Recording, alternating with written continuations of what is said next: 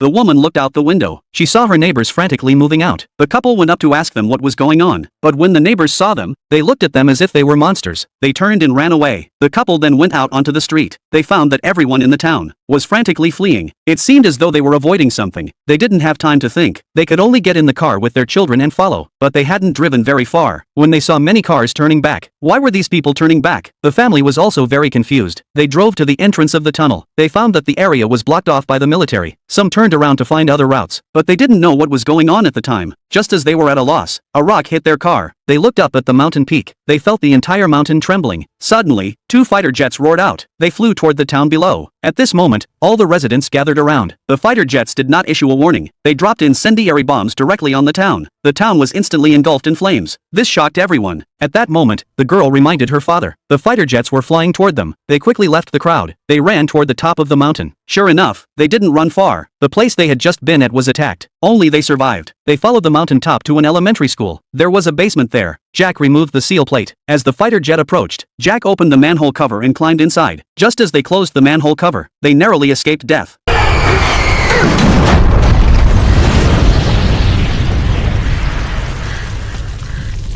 What they didn't expect was that there were plenty of supplies inside. They didn't know what the outside world was like, but at least here was safe. When they were hungry, they ate canned food. When they were thirsty, they fetched water from the pipe. To ease the girl's emotions, they played games with her when they were bored. That's how they lived underground. Until one day, the girl couldn't take it anymore, so she climbed the ladder when her parents weren't looking. Just as she was about to open the manhole cover, she found it locked by her father. To satisfy the girl's curiosity, the mother handed the girl a periscope. With it, she could see outside. The girl took out the telescope. She extended it through the ventilation shaft. She discovered that the outside was a wasteland. When the girl took the telescope down, a terrifying sound suddenly came from above.